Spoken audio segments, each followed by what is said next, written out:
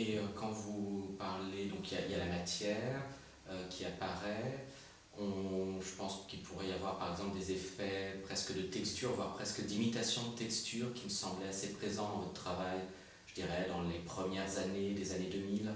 On voyait cela dans quelques-uns de vos travaux qui ressemblaient à des écorces d'arbres ou de la terre. Et est-ce que ça faisait partie d'une démarche consciente ou est-ce que c'est quelque chose qui venait de manière naturelle sous pinceau? Pinceau, oui. Par exemple, les écorces d'arbres, hein, ça je pense que c'est devenu de façon naturelle.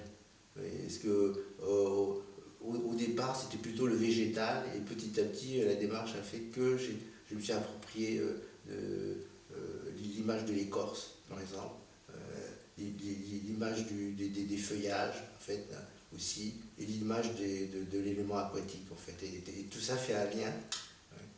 Et en fin de compte, c'est en rapport avec notre philosophie, en fait. Il y a une chose dont vous n'avez pas parlé dans ce rapport à la nature, c'est les couleurs que vous employez. Oui. Est-ce que ça passe aussi par les couleurs ou est-ce que ça passe uniquement par les matières et les textures? Ça passe par la fin. Ça dépend en fait, hein. Parfois la couleur donne le ton pour démarrer une œuvre. Donc c'est plutôt la couleur qui m'interpelle avant de travailler la matière. Donc c'est cette couleur-là qui va me permettre de donner une image à cette représentation. Ouais. Donc finalement, c'est la couleur qui prend le pas finalement, au départ. Au départ. Et ensuite, c'est la composition et la texture et tout ce qui arrive. Et cette manière dont la couleur finit par céder le pas à la texture est liée à la technique, qui est une technique longue, j'imagine, qui vous implique corporellement dans la technique, ou c'est juste que globalement c'est plutôt une sensibilité à la texture qui est plus grande chez vous? Moi je pense que c'est lié à la démarche, parce que bon, déjà il y a tout un processus qui est plutôt long. Il faut poser les couleurs, après il faut assembler les éléments, et au fur et à mesure il y a des éléments qui s'entrechoquent, et après, donc une fois que le support est réalisé, est-ce que je reviens encore en faisant des collages ou pas? Enfin, il y a petit à petit une réflexion qui se fait, et dans ce sens, je me dis, bon, je le fais ou je le fais pas, en fait. Tout dépend. Et si la couleur se suffit en elle-même, je ferai probablement moins de matière. Vous avez précisé tout à l'heure que la photographie avait eu une influence sur votre travail. Donc, si mes souvenirs sont exacts, vous commencez à travailler sur la photographie en 2007. Et quelle incidence est-ce que ça a sur votre travail? Est-ce que ça change vos compositions? Est-ce que ça change votre manière de travailler la matière? Qu'est-ce que ça vous apporte finalement, ce travail de la photographie? Je me suis rendu compte que ça m'a apporté plus de rigueur dans la composition, en fait. La matière, c'est un second volet, en fait, un plus. Et récemment, par la photo, en fait, ce qui m'a interpellé, c'était en visualisant, enfin en prenant les photos, parce que c'est toujours dans l'instant finalement. Et bon, de nos jours, la photo, on développe, on fait du Photoshop, mais moi, dans mon idée, c'était même la photo. Quand je prends une photo, c'est une fois, enfin, c'est un déclic, et c'est comme la calligraphie, on ne revient pas dessus. Donc déjà par ce biais-là, j'ai essayé, par ces démarches, d'être en relation un peu avec ce qu'on fait, en fait. Je veux dire, c'est dans l'instant. Mais on ne refait pas 2-3 photos du même. Voilà. Donc il y a un long cheminement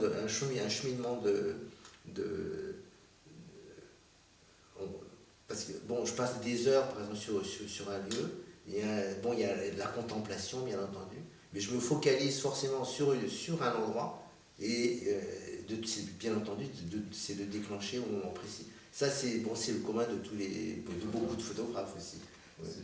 Une des choses qui m'avait frappé dans vos photographies, alors là, je ne connais pas votre production la plus récente en termes de photographie, mais ce qui m'avait marqué dans les photographies qui ont déjà quelques années, c'est des choix de cadrage qui sont souvent en très gros plan, avec des éléments qui sont des éléments naturels, mais qui deviennent en quelque sorte en partie lisibles parce qu'on est sur du détail, et que finalement ce qui va prendre le pas sur l'identification de ce qui est photographié, ça va être des éléments de répartition d'un certain nombre de points de contraste. Ça va être par exemple des reflets sur un plan d'eau, ça peut être des impuretés dans la neige, qui me rappellent effectivement assez fortement vos compositions picturales, avec ce côté extrêmement couvrant de vos compositions picturales, dans lesquelles il n'y a pas forcément d'organisation spatiale de la peinture, où on est face à une surface où quelque part chaque centimètre carré de la surface est équivalent à un autre centimètre carré. Et il me semblait que le lien finalement entre vos photos et la peinture passait beaucoup par ce choix du détail et de la composition. Mais dites-moi si je me trompe. Oui, vous avez raison. Mais c'est à la fois le souci du détail, bien entendu, mais de la matière finalement. Parce que bon, on parlait des névés, là le rendu de la texture était pour moi très important. Donc ça dépend du sujet. Si c'est de l'eau, là c'était plus rendre l'eau par exemple comme du verre finalement, comme du cristal, ou vous voyez, donc suivant. Bon, les névés c'était la matière, l'arbre c'était autre chose. Donc, mais en fin de compte aussi, c'est le cadrage aussi qui prend le pas. Dans vos travaux les plus récents. Dans mes travaux les plus récents. Oui. Donc ça influe forcément d'ailleurs mes récentes compositions sont influencées par ces cadrages-là en fait. D'accord, par l'évolution de votre pratique photographique. Photographique, oui. Mais ça c'est inconscient en fait. Oui. Parce que pour moi, finalement, la photo c'est une démarche à part, et la peinture, c'est autre chose. Mais ça influe quelque part, forcément, dans la pensée. Parce que c'est pas comme certains artistes où on sait. Enfin, dans la photographie, l'artiste intervient sur la photo. Bon, moi, c'est pas le cas. Vous, c'est juste le choix du cadrage. C'est le choix du cadrage. Oui. Donc la photo, c'est vraiment. On développe la photo, et la peinture, la peinture. En fait, c'est deux voies parallèles, mais qui s'influent forcément. Bon, et on va peut-être finir avec la. Là, vous m'avez montré des peintures extrêmement récentes qui vont, pour certaines d'entre elles, être exposées là au mois d'octobre. Et il y a une évolution technique et même stylistique qui est assez nette dans un certain nombre de ces peintures, avec moins de relief, le trait, la présence de la peinture, même de la matière picturale elle-même, qui est plus facile à identifier parce qu'il y a moins de texture. Et j'avais l'impression finalement d'un retour progressif au domaine pictural, à la peinture elle-même, et la volonté de la rendre plus présente dans vos œuvres. Oui, vous avez tout à fait raison en fait. Donc c'est l'empreinte plus, donc c'est le côté gestuel qui prend le pas. Donc la notion du vide et du plein finalement, au départ je ne me rendais pas compte, mais au bout du compte, le blanc prend plus de signification. Et donc la peinture prend le pas en fait, petit à petit. Plus que la matière. La matière, l'estampage, c'est par petites bribes en fait. Hein. Et ça s'estompe de plus en plus. Il y a même des œuvres dans lesquelles on n'en voit pratiquement plus. Il y en a plus, et il y en a les trois petites que vous avez vues, là il n'y en a plus du tout. Et je pense aussi à la manière dont vous travaillez avec l'encre. Jusqu'ici, l'encre était surtout utilisée pour souligner les reliefs. Oui.